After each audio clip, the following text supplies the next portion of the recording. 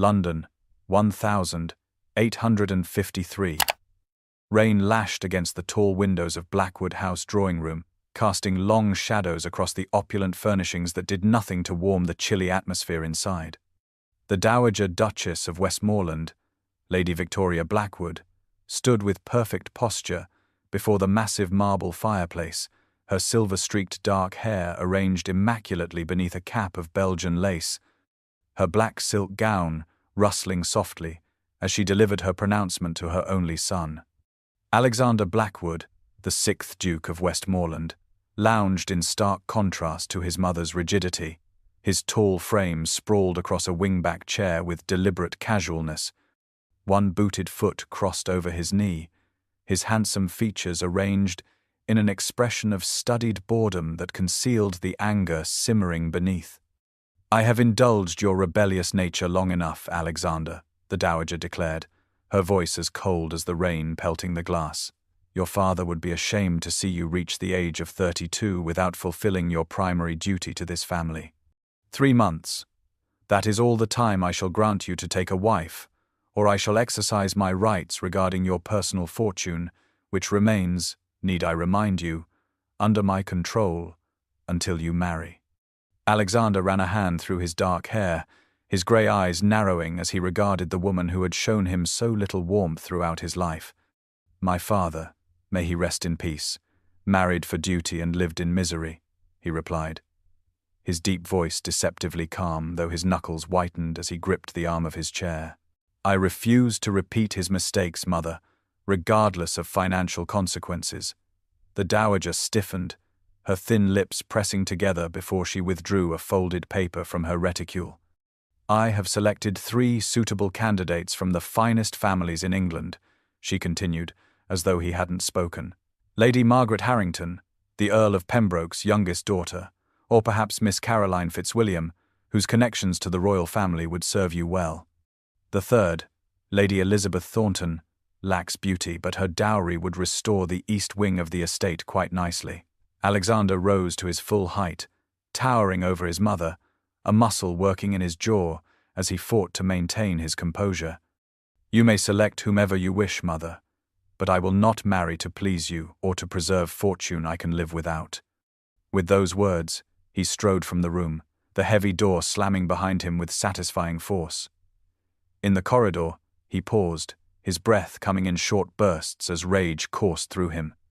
For 32 years he had endured her manipulations, her cold calculations, her treatment of people as chess pieces to be moved for advantage. As he stalked toward the stables, heedless of the rain, a dangerous resolve formed in his mind. If she demanded he marry, then marry he would, but his bride would be someone so completely unsuitable, so thoroughly unacceptable to the Dowager Duchess, that his mother would regret ever issuing her ultimatum.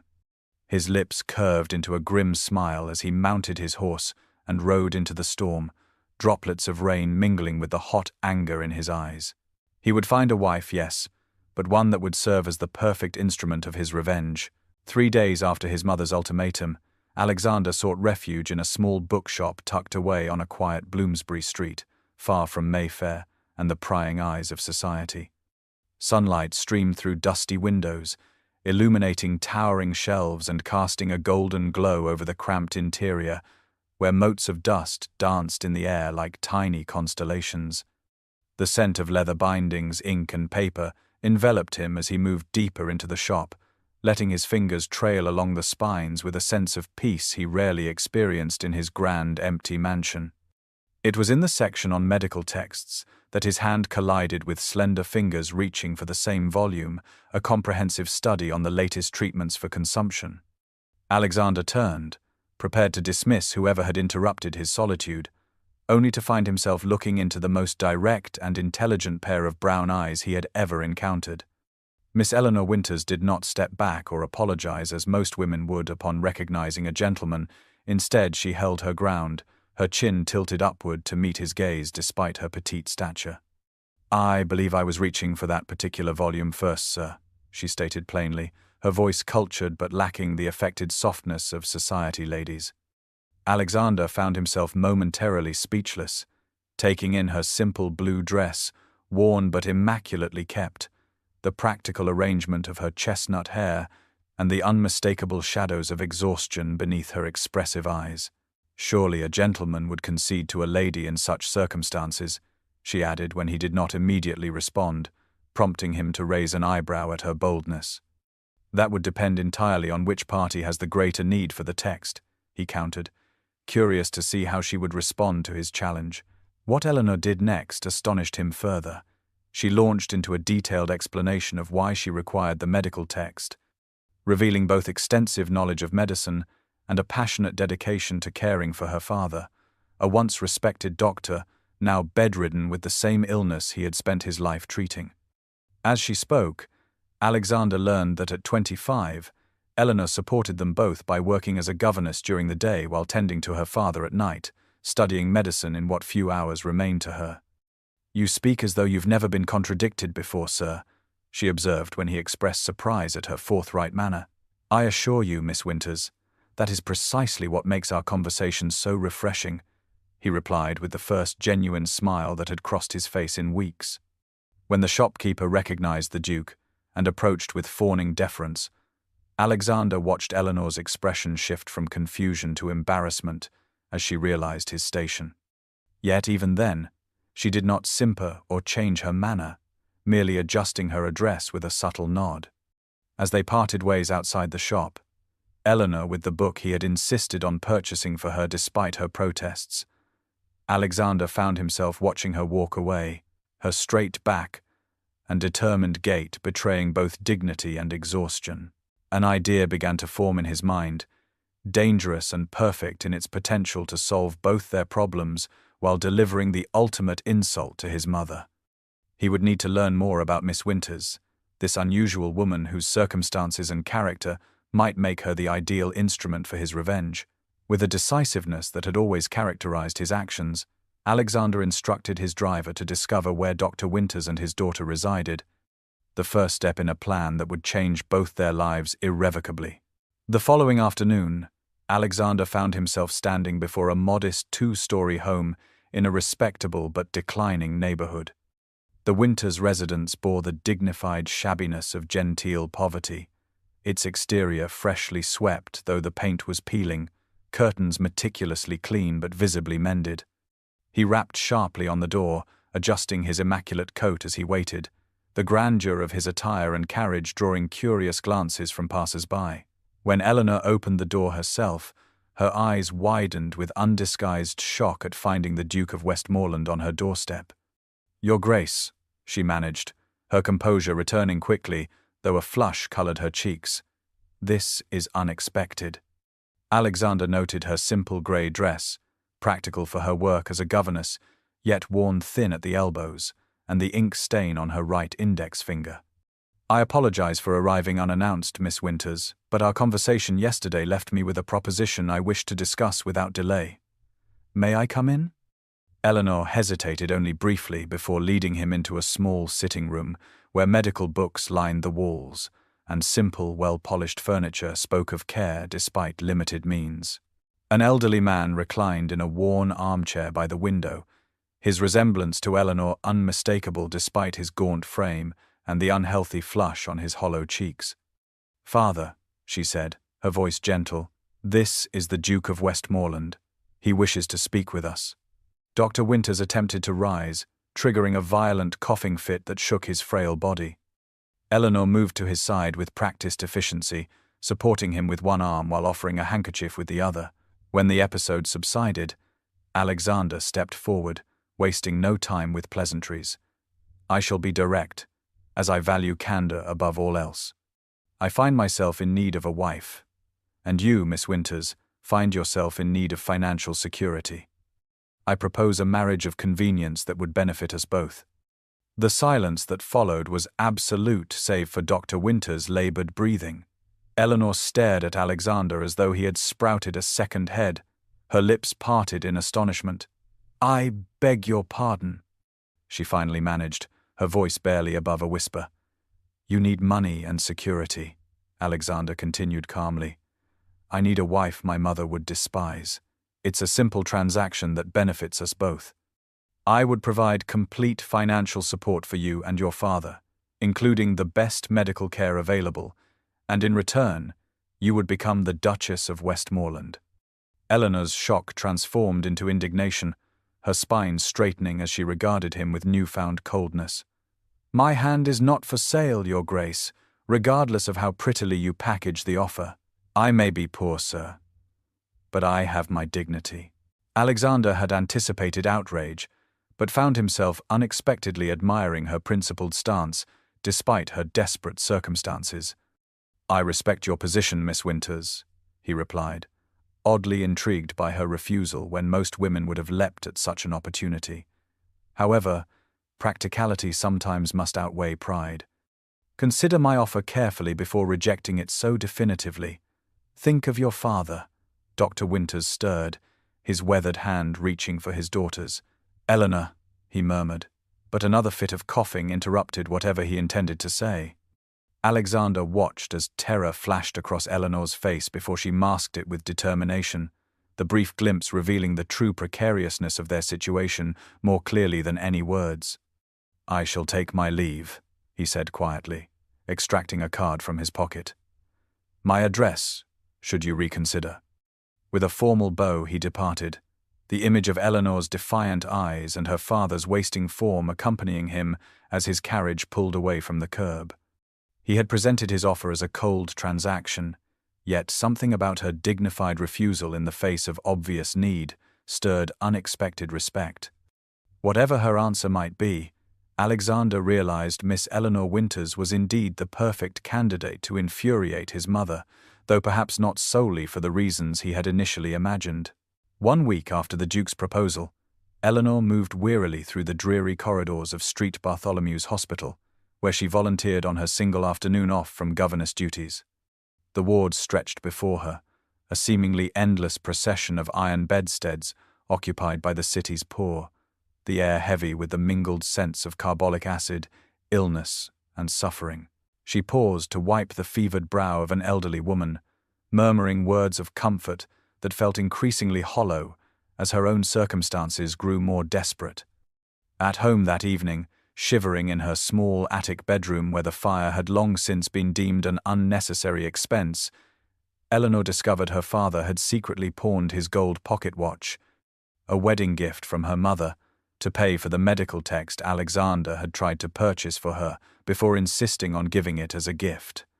The realization struck her like a physical blow.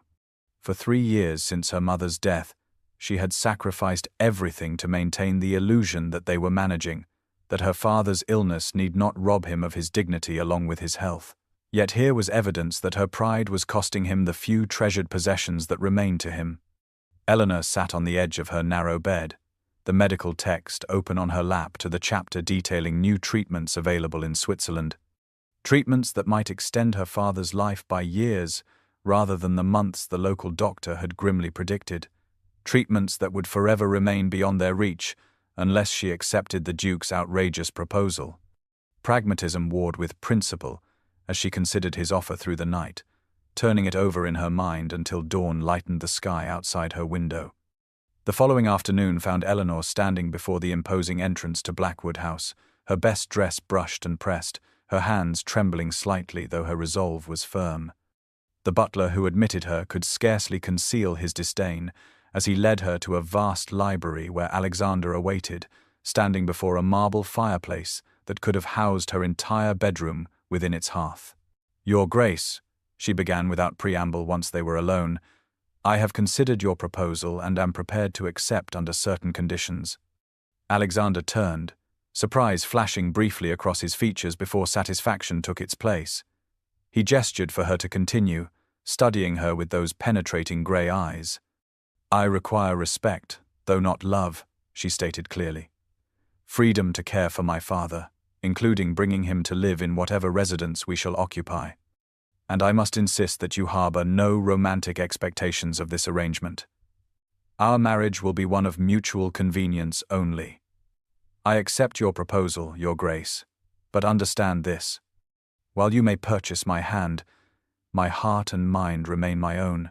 Alexander crossed the room toward her, his tall figure imposing, yet his expression held something beyond the triumph she had expected, something that might have been admiration. "I would expect nothing less, Miss Winters," he replied, his deep voice carrying an unexpected warmth. "Your spirit is precisely what makes you suitable for my purpose." A contract of sorts was drawn up that afternoon, outlining Eleanor's conditions and Alexander's financial provisions, which proved far more generous than she had anticipated. As she departed Blackwood House with the signed document safely tucked in her reticule, Eleanor felt a curious mixture of relief and apprehension. She had sold herself to save her father, entering a loveless marriage with a man whose primary motivation was to spite his mother. Yet beneath the cold practicality of their arrangement, she had glimpsed something in Alexander that suggested the Duke of Westmoreland might be more complex than his arrogant facade implied. Whether that complexity would make their impending union more bearable or more difficult, only time would tell. For now, it was enough to know that by sacrificing her dreams of marrying for love, she had secured her father's comfort and care for whatever time remained to him. A fortnight after accepting Alexander's proposal, Eleanor found herself standing beside him in the small chapel at Westmoreland Estate, exchanging vows in a hastily arranged ceremony attended only by her father, the Dowager's furious presence, and a handful of Alexander's closest friends. Eleanor wore a simple ivory gown purchased with the allowance Alexander had immediately established for her, her hands steady despite the enormity of what she was undertaking, her responses clear and unwavering, though her heart pounded beneath the modest lace of her bodice. "Doctor," Winters observed from the front pew, his pride in his daughter evident despite the oxygen that now visibly colored his sunken cheeks, while the Dowager Duchess glared from the opposite side, her expression a satisfying mixture of horror and disbelief as her son deliberately tied himself to a penniless doctor's daughter. The wedding breakfast that followed in the grand ballroom of Blackwood House provided Eleanor's first true taste of aristocratic society, the massive crystal chandeliers reflecting light across polished marble floors, where elegant couples had danced for generations, the gilt-framed portraits of Alexander's ancestors seeming to watch disapprovingly as she entered on his arm. The whispers began immediately, ladies hiding venomous comments behind fluttering fans, gentlemen studying her with undisguised curiosity or disdain. She heard fragments clearly enough. Governess, fortune hunter, how dare she, and the inevitable speculation about whether she was with child. Through it all, Eleanor maintained the dignity that had first caught Alexander's attention, her posture impeccable, her manner gracious despite the deliberate snubs of several high-born ladies. Alexander remained at her side, his hand occasionally brushing the small of her back in what observers might mistake for a husband's affection, but which Eleanor recognized as a subtle gesture of support that confused her as much as it comforted her. Several of Alexander's friends approached to offer congratulations, their initial skepticism giving way to thoughtful consideration as Eleanor engaged them in intelligent conversation, particularly Lord James Hartwick, whose genuine warmth stood in stark contrast to the general frost of the gathering. Later, Eleanor observed Lord Hartwick corner Alexander near the punch bowl, his expression serious as he spoke in hushed tones. "Playing with a woman's life to spite your mother is beneath you, Alexander, even at your worst." When Alexander merely shrugged, Lord Hartwick shook his head in evident disappointment before approaching Eleanor to offer a brotherly kiss on her cheek and a whispered promise of friendship should she ever require it. That evening, Eleanor was shown to her chambers in the east wing of Blackwood House, rooms of such opulence that she momentarily froze in the doorway, overwhelmed by silk damask wallpaper, a massive tester bed draped in azure velvet, and a sitting room larger than their entire previous home. Alexander appeared in the connecting doorway that led to his own apartments, the awkward tension between them palpable as they regarded each other across the expanse of her new domain. "Sleep well, Duchess," he said finally, his use of her new title emphasizing the strangeness of their situation. "A maid will attend you in the morning." He turned to leave but paused when Eleanor called his name, her voice soft yet determined. "Thank you for providing for my father so generously," she said. "The physician you engaged has already improved his comfort considerably." Alexander nodded, something unreadable flickering in his eyes before he withdrew, closing the door firmly behind him. Left alone, Eleanor changed into a nightgown, with the help of a young maid who clearly found her new mistress as bewildering as Eleanor found her new circumstances. Unable to sleep, she wandered into the corridor hours later, following the sound of voices to a partially open door where the dowager's cutting tones sliced through the silence. That woman is utterly unsuitable, a common governess with no breeding, no connections, no dowry. You have made yourself and this family a laughingstock, Alexander, all to indulge your childish need to rebel against me. Eleanor's cheeks burned with humiliation, but it was Alexander's response that froze her in place.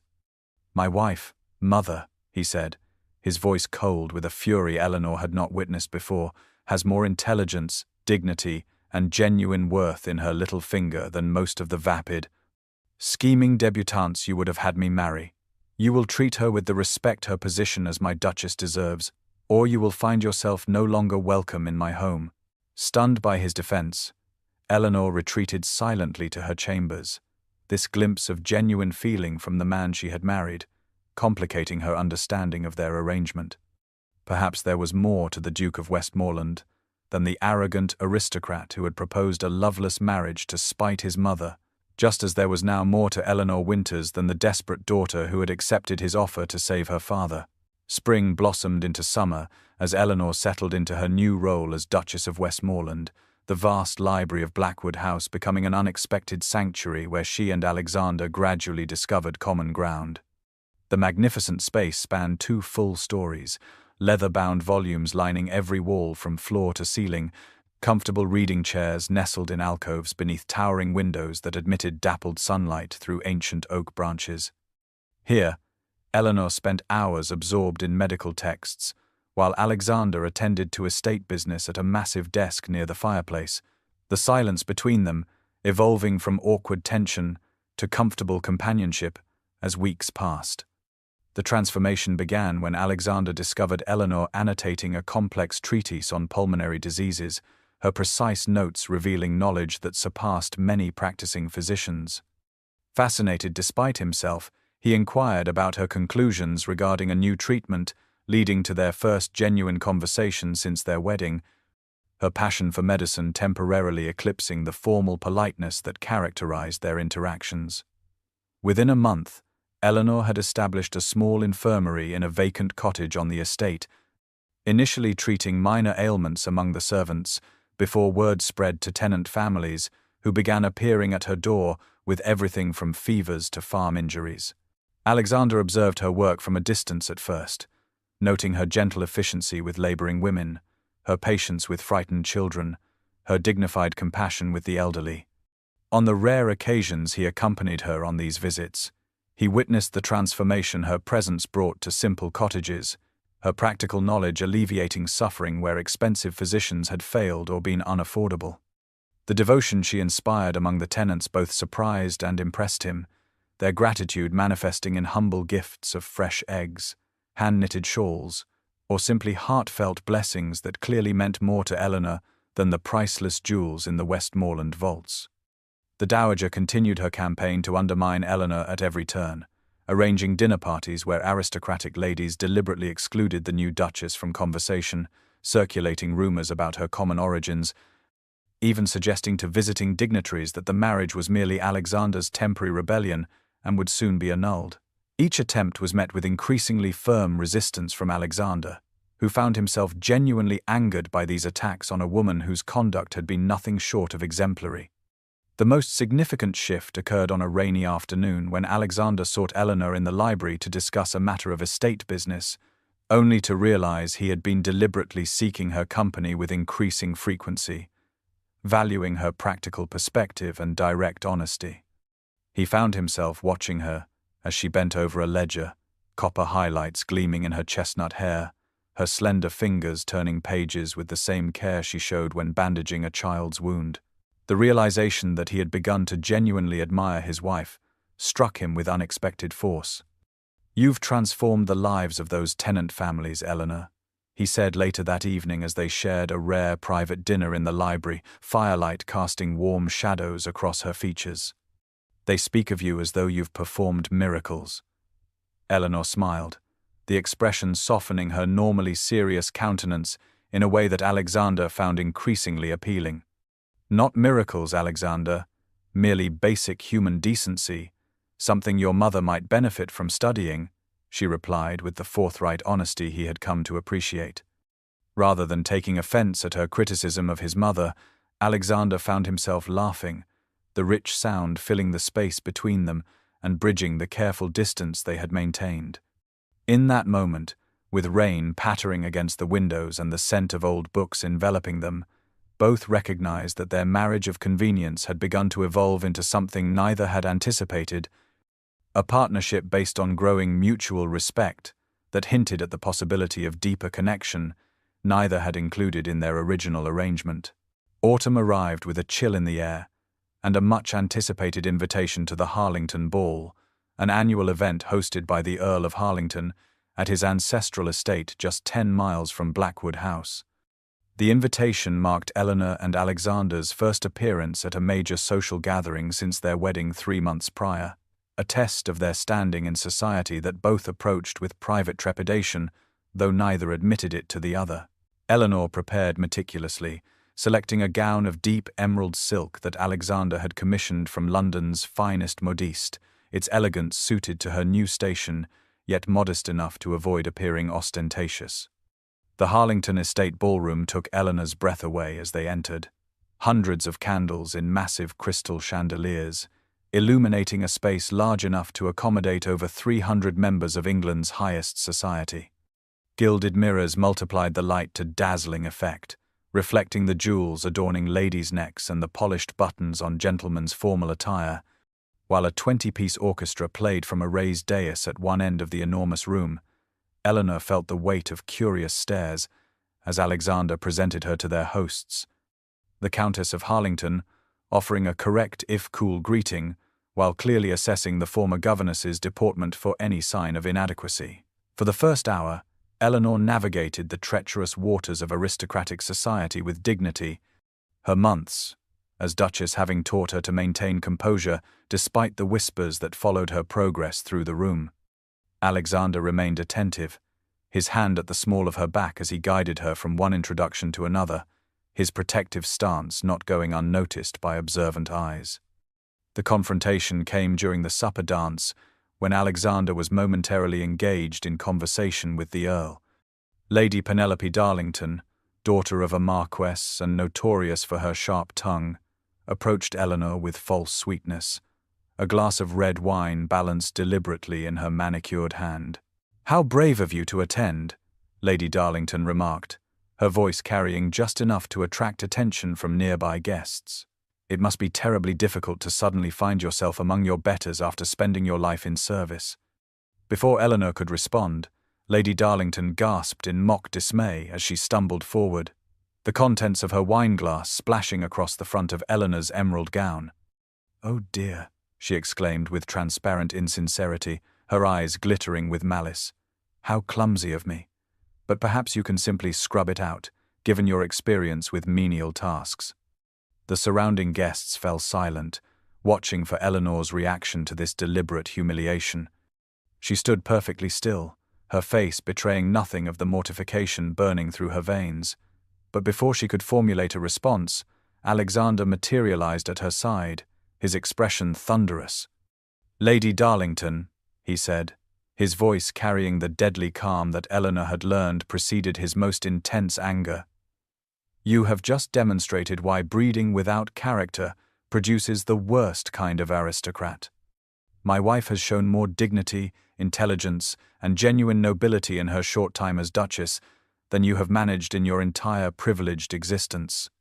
He turned to Eleanor, removing his own handkerchief to blot ineffectually at the spreading stain. "Shall we depart, my dear? I find the company here suddenly intolerable." The journey home passed in tense silence, until they were halfway to Blackwood House, when Alexander suddenly ordered the driver to stop beside a moonlit stream. "Eleanor," he began, his voice rough with emotion as they sat facing each other in the swaying carriage, "I must apologize for subjecting you to such cruelty." Eleanor shook her head, her composure finally cracking as tears threatened. "It is what I expected, Alexander. What I am unaccustomed to is having someone defend me so fiercely.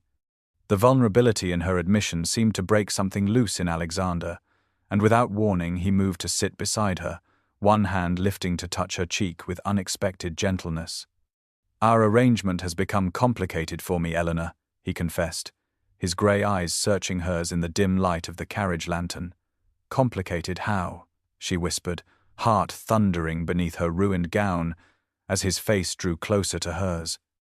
"I find myself no longer thinking of you as my mother's punishment, but as my unexpected reward," Alexander answered, and then his lips were on hers, tentative at first, then with increasing certainty, as Eleanor responded to his touch.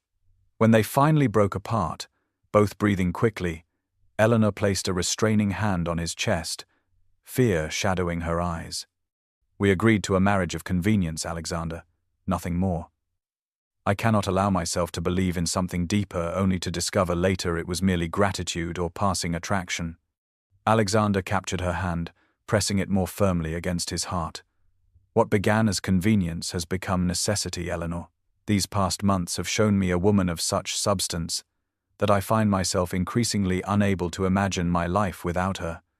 Eleanor turned her face away, torn between longing and self-protection, the carriage continuing its journey toward Blackwood House while autumn leaves swirled in its wake, mirroring the tumultuous emotions now complicating what had once seemed a simple arrangement between two practical strangers.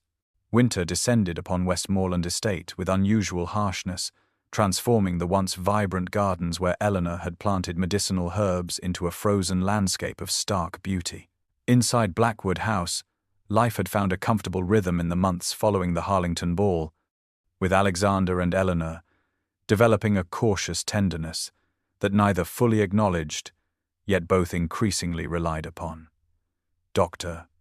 Winters had passed peacefully in his sleep as autumn leaves fell, Eleanor at his bedside holding his hand, Alexander a steady presence behind her chair, his quiet strength sustaining her through grief that might once have destroyed her had she faced it alone.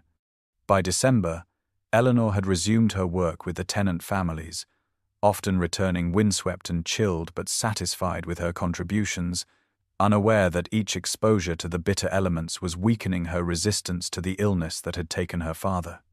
The first signs appeared subtly. A persistent cough she dismissed as nothing serious, unusual fatigue she attributed to winter melancholy, a slight flush to her cheeks that Alexander initially mistook for the effects of cold air on her delicate skin. It was only when she collapsed during breakfast, her teacup shattering against the mahogany table as fever overtook her, that the terrifying truth became impossible to ignore. Alexander refused to accept the severity of her condition at first, assuring himself and the household that his strong, capable wife would recover quickly with proper rest. But as hours stretched into days with Eleanor's fever climbing relentlessly, her breathing growing labored and her once clear voice reduced to delirious murmurs, panic replaced denial. He dispatched riders to London, summoning every reputable physician in the city, offering fortunes for their immediate attendance, pacing the corridors outside her sick room like a caged predator, while servants scurried from his path. The cheerful morning room Eleanor had favoured was hastily converted into a sick room to spare her the journey upstairs, its sunny yellow walls now seeming a cruel mockery of her pallor, the ticking of the ornate French clock on the mantel, marking each precious moment slipping away. Alexander dismissed his valet, abandoned all pretense of ducal dignity, and took up residence in a chair beside her bed, his clothes rumpled from constant vigil, his face haggard with fear as he watched each laboured rise and fall of her chest. "Sir, you must rest," urged the physician from Edinburgh, a specialist in consumption whose reputation had drawn him to Westmoreland Estate. "The Duchess' condition remains grave. It may be some time before we see improvement." "I will not leave her," Alexander replied, his voice hoarse from sleeplessness, his hand gripping Eleanor's limp fingers as though physical contact alone might tether her to this world. "Do whatever must be done. Spare no expense, but I will remain here." The Dowager Duchess arrived uninvited on the 5th day of Eleanor's illness, sweeping into Blackwood House with her usual imperial manner, only to falter at the threshold of the sick room, visibly shaken by the sight of her formidable son reduced to a hollow-eyed shadow of himself. "Alexander," she began, her voice uncharacteristically tentative, "you must take care of your own health. The servants say you have neither eaten nor slept properly in days." Alexander did not look up, his gaze fixed on Eleanor's face. So still she might have been a waxwork, but for the rapid, shallow movements of her chest. "If she dies, mother, none of it matters," he whispered, the raw anguish in his voice striking the dowager silent.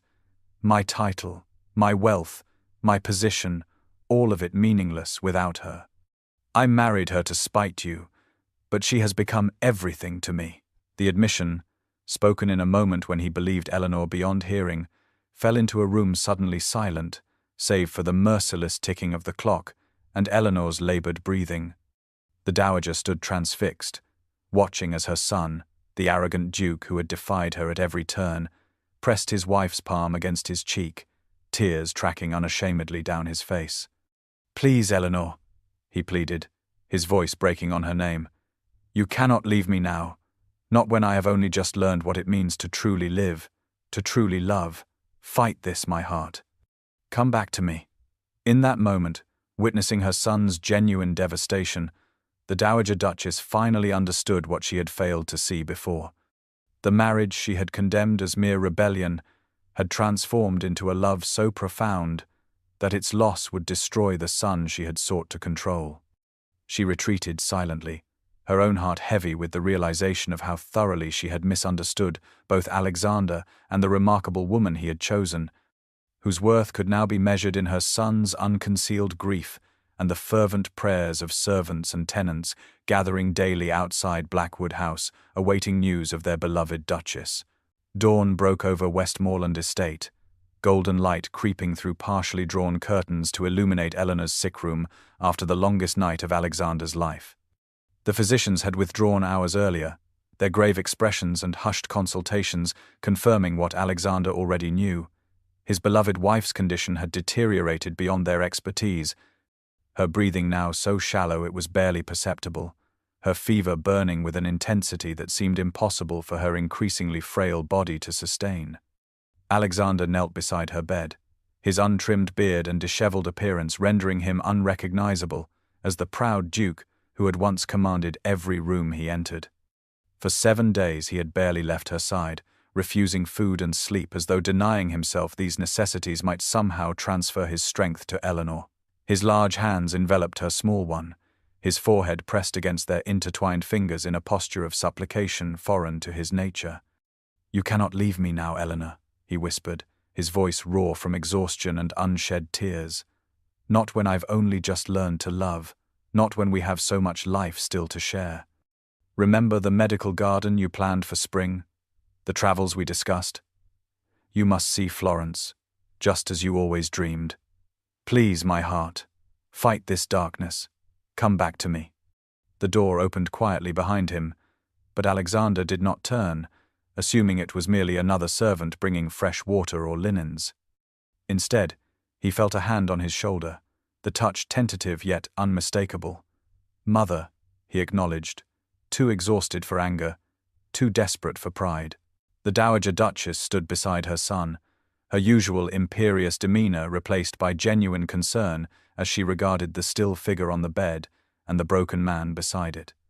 "I have brought someone, Alexander," she said softly. "Dr. Morrison from Edinburgh. He specializes in cases like Eleanor's and has had success with an experimental treatment when all seemed lost."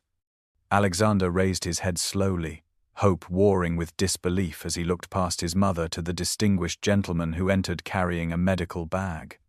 The doctor approached Eleanor's bedside, his experienced hands gentle yet efficient as he examined her, his expression grave but not defeated. "Her constitution remains strong despite the fever," the physician observed. "There is still reason for hope, Your Grace, though I must warn you the treatment I propose carries its own risks."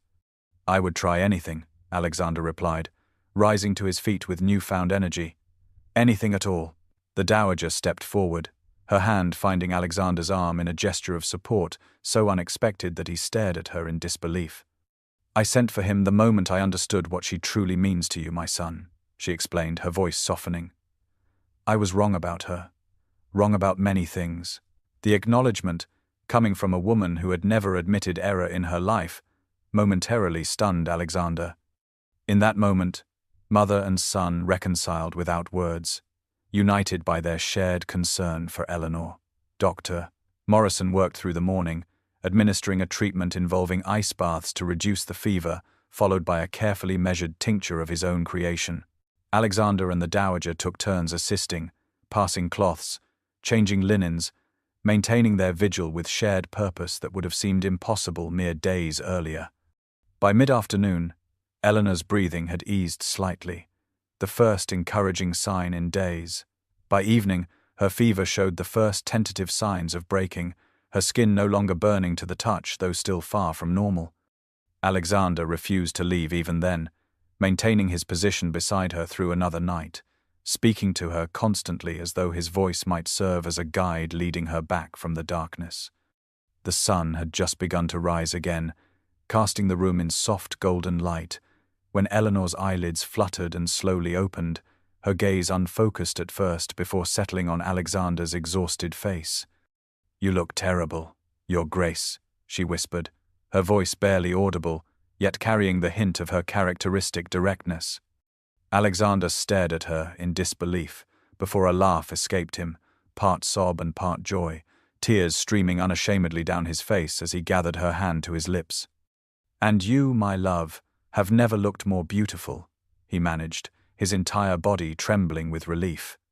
The dowager, who had been dozing in a chair nearby, woke at the sound of their voices, her own eyes filling with uncharacteristic tears as she observed the naked adoration on her son's face, the miracle of Eleanor's survival, and the undeniable love between them that had somehow transformed all their lives.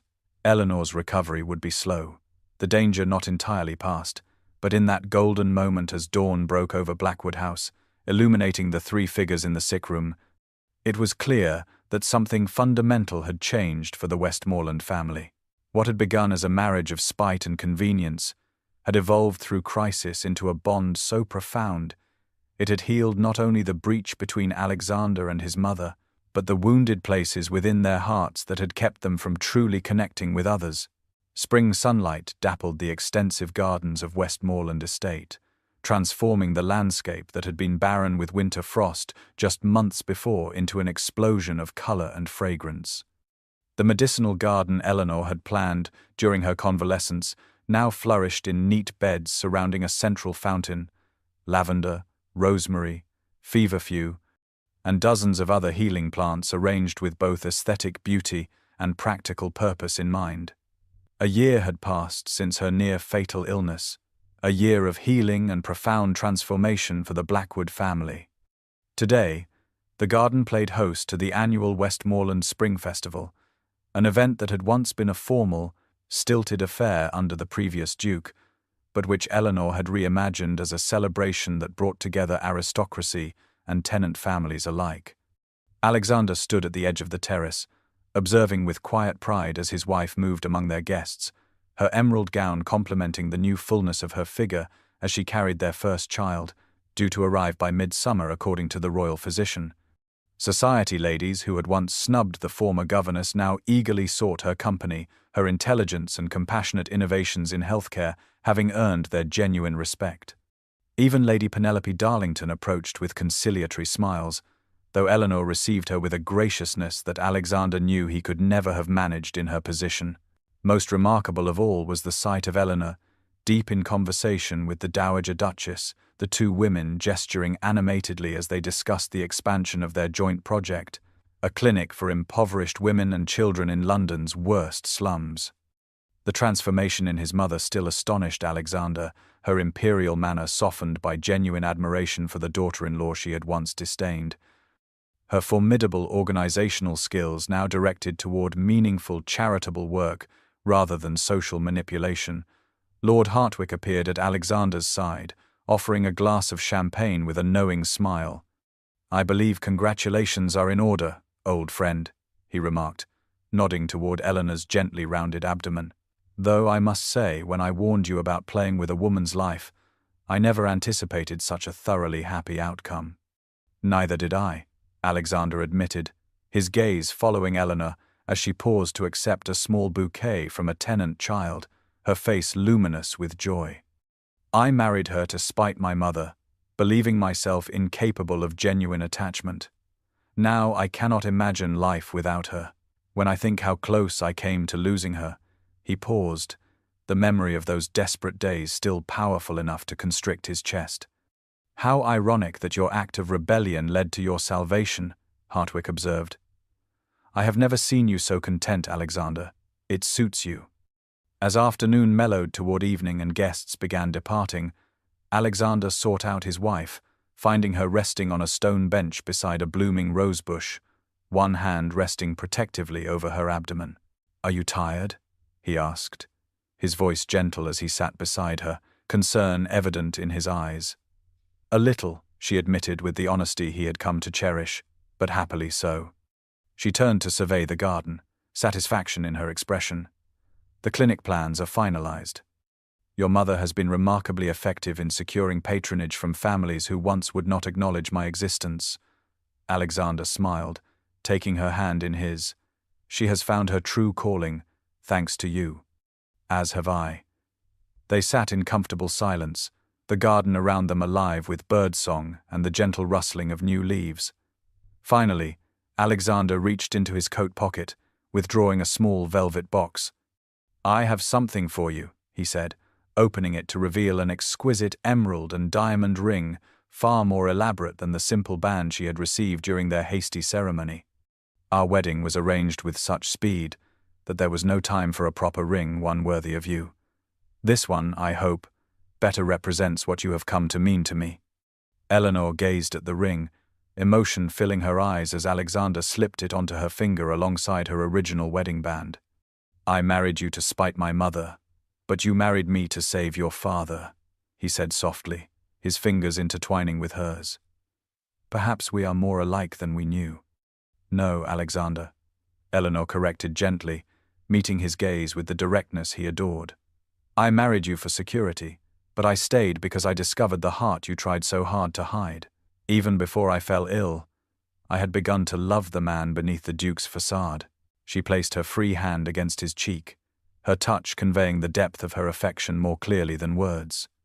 Alexander turned his face to press a kiss into her palm, marveling at how this one gesture, so simple yet so intimate, could still affect him so profoundly after a year of marriage. As twilight descended upon the gardens of Westmoreland Estate, the Duke and Duchess remained on their bench, silhouettes against the fading light, hands intertwined in a simple tableau that belied the extraordinary journey that had brought them together. What had begun as the coldest of arrangements, a marriage conceived in spite and sealed in pragmatism, had blossomed into a partnership of such depth and passion that it had transformed not only their own lives, but touched countless others through their united purpose.